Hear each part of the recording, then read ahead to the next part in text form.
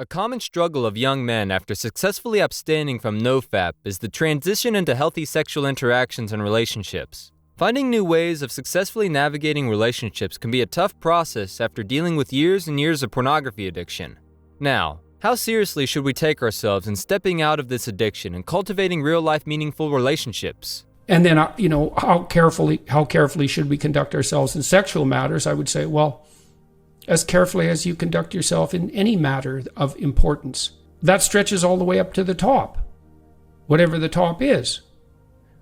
You're going to treat the other person as if they're a divine locus of consciousness or a disposable pornographic entity. Well, those are the borders. Okay, but then you say, well, you have to practice. And there's truth in that. And how do you practice? And the answer is, well, that's one of the central complications of life, right? To get the balance between individual action and the whole domain of sexuality and reproduction right is perhaps there's no more difficult question, especially once you've solved the question of, do you have enough to eat tomorrow? Mm-hmm. That would be the next one that pops up. Mm-hmm. But I don't think there is such a thing as casual sex. I think that's indistinguishable from masturbation, which I also don't regard as a particularly heroic act. And so, well, T-shirts, masturbation, right. Not a particularly heroic act. And I think people have that sense, and I don't think that that's culturally instantiated, because in some sense we've done everything we can to eradicate every last vestige of sexual shame, which I think in the final analysis is impossible, because there are all sorts of reasons for the persistence of sexual shame that have nothing to do with cultural context. And still, it's a furtive and underground activity. And the reason for that is because it's suboptimal for all sorts of reasons. Well, how much motivation does a young man need to overcome his fear of rejection and establish a relationship with a woman? And the answer to that is, we don't know, but sexual deprivation could easily be part of it. Because to do something difficult, you need a lot of motivation. You need frustration working for you. You need fear working for you. You need lust working for you. You need loneliness working for you. To bind a man and woman together, especially if they're going to produce children, this is a very, very difficult thing to do successfully.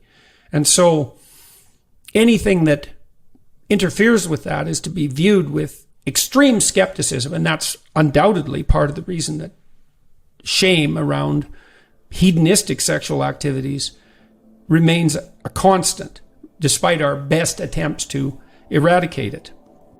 With the act so normalized in our society, one begins to question what effect pornography consumption has on the male brain and what effect it takes on the maturing brain. You can have an unlimited number of attractive sexual partners. Now, it's all virtual. Right. But that is a transformative technology. I mean you can see more pictures of nude women in one day than anybody in history would have ever seen in their entire life.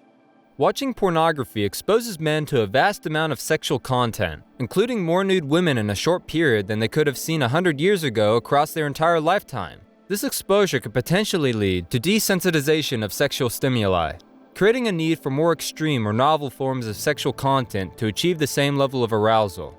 Additionally, frequent pornography consumption has been linked to a greater preference for a variety of sexual practices, some of which may be unrealistic or illegal. Exposure to pornography can also lead to negative attitudes towards women, such as objectification and a lack of empathy. Once young men step out of the confines of dealing with their pornography addiction, they're suddenly faced with the question of going about relationships in the real world. With dating apps on the rise and casual sex being normalized, it's hard to find a clear focus on what to engage with as a young adult. It's important to consider the values and lifestyles one imagines for themselves down the line as a guide to how they should be conducting themselves with real-life interactions. I don't think there's any such thing as a casual sexual relationship. I don't believe that. I've never seen any evidence that that's the case. I think that there are people rationalize that constantly because they want to believe that short-term hedonistic gratification is ethically acceptable. And I don't think it is. I think that It trains you to treat yourself and other people as instrumental objects of short-term pleasure, obviously. Well, is that how you want to train yourself? How's that going to work you going to have a long-term relationship at some point? When stepping back into the world of real-life dating and sexual interactions, it's important to note the dimorphism that might be present in one's mind when recovering from years of pornography addiction. Understanding how real-world sexual experiences are carried out is a crucial step to developing a healthy approach in newfound behavior. Thing I used to tell my clients is, don't do anything with anyone sexually that you wouldn't talk to them about. Seems It's like, reasonable. well, I wouldn't talk to anybody about that. It's like, But you'll doing act it out, eh? Yeah. So that's worth thinking about. So you're not intimate enough with them to have a conscious discussion, but you're perfectly willing to blunder stupidly into it. Ready to conquer NoFap? Grab our digital NoFap guide now. End your porn addiction. Skyrocket your self-esteem and achieve your goals. Packed with proven techniques, expert advice, and relapse prevention tricks. Click the link below and break free today. With a growing number of issues related to sexual consent and consent culture, there's a growing concern for males looking to safely navigate the new societal standards of dating and sexual interactions. Well, it's very difficult for society to structure itself around monogamous norms. That took a lot of work. And when that's taken apart, it's not at all obvious how to put it back together. So, and it does appear that we're seeing the consequences of that. The consent issue on campus, I think, is extraordinarily interesting because it isn't what you would have expected. It isn't what anybody predicted, right? We thought with the relaxation of sexual norms that there would be this possibility that sex could become casual.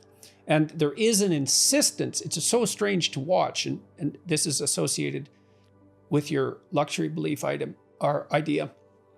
On the one hand, we have this absolute insistence by the progressive types, especially, that any and all form of sexual expression is not only acceptable, but to be celebrated, no matter what the form is. And on the other hand, we have this insistence that sex is so dangerous that the culture is best conceptualized as a rape culture, and that every step of sexual interaction between a young man and a young woman needs to be documented, like formally and perhaps even in writing, because that has been proposed at some universities. And so there's this perversity about the twin insistence, right? It's all forms of sexual expression are laudable and freeing, right, yet it's so dangerous that every bit of it has to be documented. Beginning to navigate the world after healing from an addiction to pornography is a gradual process with bumps to be expected along the way. A new understanding of realistic sexual expectations need to be put in place as one begins to navigate social interactions.